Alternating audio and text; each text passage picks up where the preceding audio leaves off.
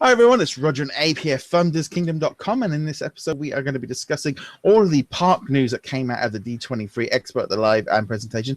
Abe was at the D23 Expo, but unfortunately due to scheduling conflicts and being slightly too busy, wasn't able to get into the presentation. So there was lots to be announced at the event, including the new Star Wars land. We also have the Toy Story land coming to. We've also got Avatar land. You've also got Hong Kong. You've got Iron Man attraction. There was a 25th anniversary of Disneyland Paris. There's new Frozen things coming to Tokyo, and you got the new Shanghai theme park opening. So lots going on, but yeah, so let's kick off with the main bit. Was the Star Wars land coming to Disneyland and also Walt Disney World. So Abe, what was your initial reactions to that? Well, I did not go to the parks presentation. However, in the live action presentation, Bob Iger, to distract us from not getting any footage from Force Awakens, decided to reveal Star Wars land to everybody there first. Mm-hmm. So I did get to see the reveal of Star Wars Land. He showed us a little trailer of what we would expect to see from the outside. Mm-hmm. We didn't know what it was at first. And then he told us of the details. Just this amazing theme land, 14 acres. I mean, you get to have a cantina in there. You get to have interaction with all these different life beings. You're going to be surrounded and immersed in this world from Star Wars. Mm. There's going to be an epic ride where you get to actually pilot your own Millennium Falcon. And there's also another ride, which he did not mention. He didn't want to tell us everything. But he did say at the very end, said, oh, by the way, we're not building just one. We're building two. One in Florida and one here in Disneyland, California, which was awesome. So what is my impression? So excited. So cool. There's been a lot of rumors going on out here with my circle of friends saying that Toontown was going to be bulldozed and they were going to put it there, and I said no, it's not going to happen. There's a lot of room behind Space Mountain.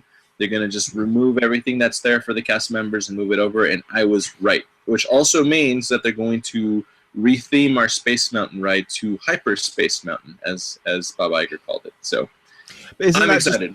Isn't that just a temporary rebrand of Space Mountain?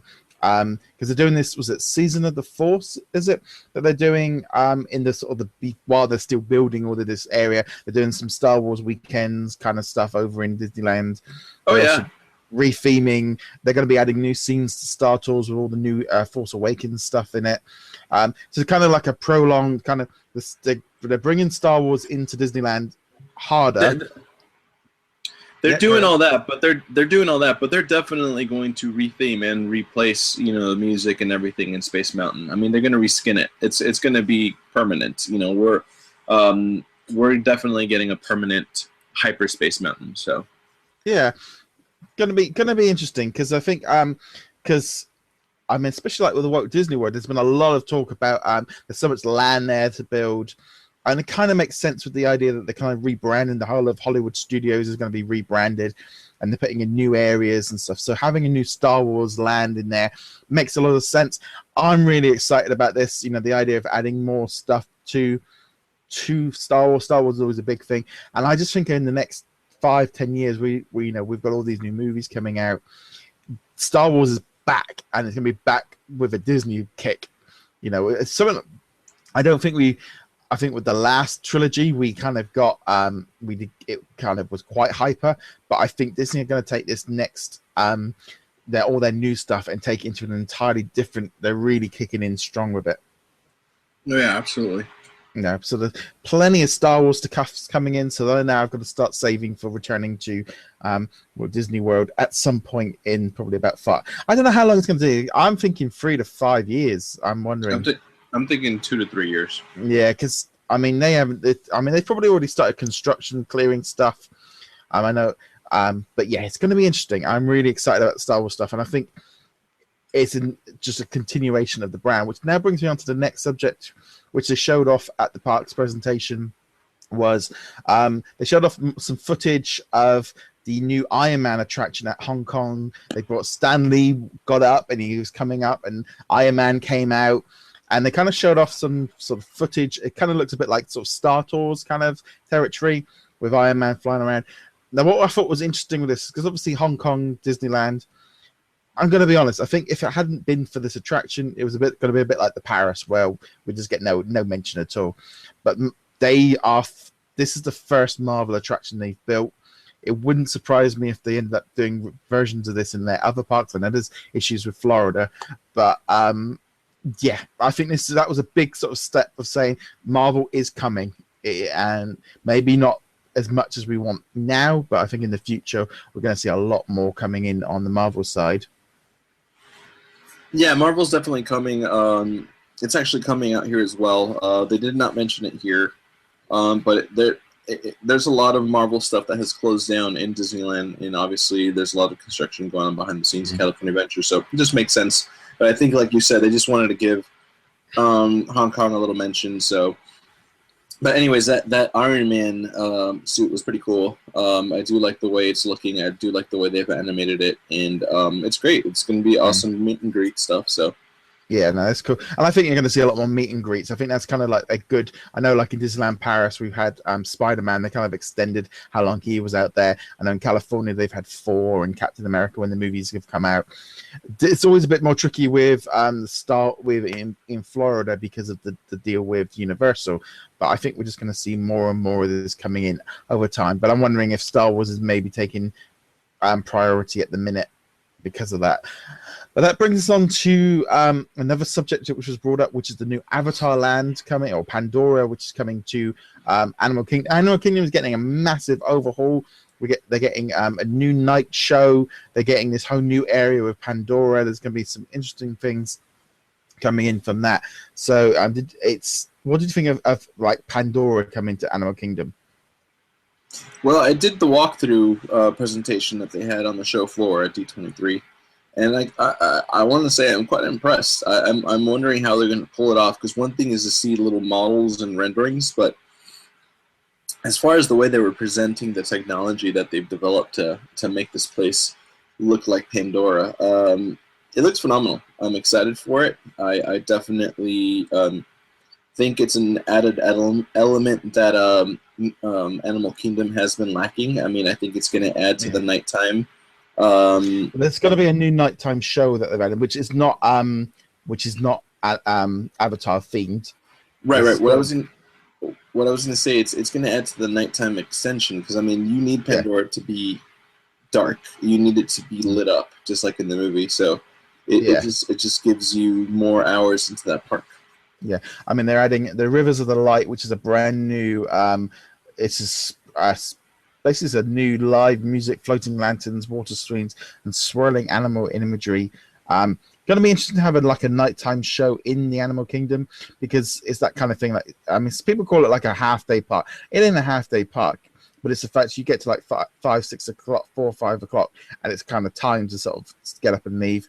They're adding more animals to the Kilimanjaro Safari. You've got the wild dogs and hyenas are coming in. I do love hyenas. They are pretty cool. And as you said, they're bringing in the world of Avatar, which there's going to be the new flight of passage, which allows guests to soar on a banshee over a vast world. I don't know if it's going to be a bit like soaring over Pandora or something like that. I don't quite, or if it's going to be a virtual reality kind of space, a Star Tours kind of thing. I don't know. It's as far as what I've seen as schematics goes, it's going to be something along the lines of Harry Potter, where you have a contraption on a track and you have various screens, which I'm assuming are going to be domes. So I don't know. It's going to be interesting. I wonder how they're going to pull it off. So I see an estimate. It's like, and then also there's another announcement that's coming to Hollywood Studios. We're going to have Toy Story Land. That's going to be coming in. They are doing a massive expansion at Hollywood Studios, because kind of rebranding it, which again, in Disneyland Paris, you've already kind of got like a Pixar area with a few bits and pieces. But I think the Toy Story Land is kind of going to be, again, adding more to Disney. You know, they are continuing to keep spending money on their franchises, and they are going in all guns blazing. You're going to be expanding a third track on Toy Story Mania, which is important. So here's an image here. Got a new roller coaster coming in. which is a slinky one. It's got to be better than the slinky ride in Disneyland Paris, which is like something I might find on the end of the pier here. Yeah, and we've also got new alien source attractors, attractions coming in. And yeah, like I said, Toy Story Mania. So that's going to be interesting to see a kind of a real expansion of sort of the Pixar zone at Hollywood Studios, which sounds really cool. It's 11-acre areas, which would transform them into Andy's back garden.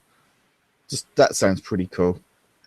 It definitely, I do like the fact that they're taking a different spin on it, because I know there's like, 2 or 3 Toy Story lands already out there. I think the fact that this is going to be a unique one, it just adds value to your ticket out in Florida. So I'm excited for that as well. Yeah, I mean, they also announced, I think Soarin' is getting a new, I mean, that's been known for a while. That's getting a new one, so that's cool. And the world, yeah.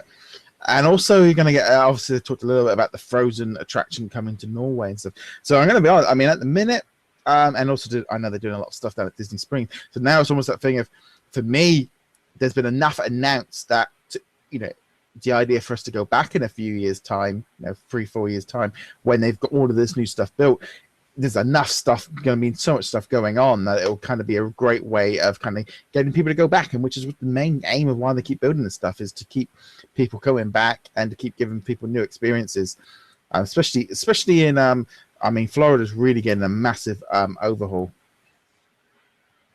But no, anything else you want to add on the park side of things? Well, what about Shanghai? Oh yeah, Shanghai. I'm trying to remember what they kind of they put on a presentation, didn't they? A walkthrough that you went through at the event at the expo. Yeah, they had this big expo area where they basically showcase every land, what they're going to build in it, and I'm really excited for the Tron Cycle roller coaster thing that they're building in. It looks really cool. I do like the new castle and how it has a ride going through it.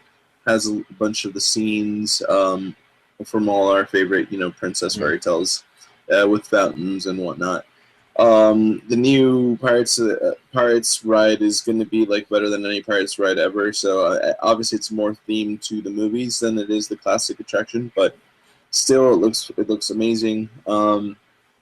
Just everything about this park is going to make it the most unique Disneyland they've ever built. So no, Shanghai is going to definitely steal the show for a while when they open up. So I think the thing with Shanghai is it's a great city anyway, but I think what's interesting with this park is I think they've literally kind of gone, right, we can't take Disneyland California and just plop it down in Shanghai and add a couple of new attractions like they did with Paris and a little bit of Hong Kong and Tokyo, because essentially this is a 50, 60-year-old thing. Now, I know a lot of people that are, going, you can't say that about this.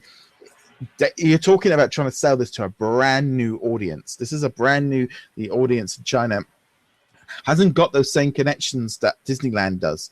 So therefore, they've got, they're into different, the things that are out now are what they're growing up with. There's a different audience, and some of those classic stuff doesn't have the same. And you've got to, if they just went in gun ho with the idea of what worked in America will work in China, it's not going to work. They had to do something.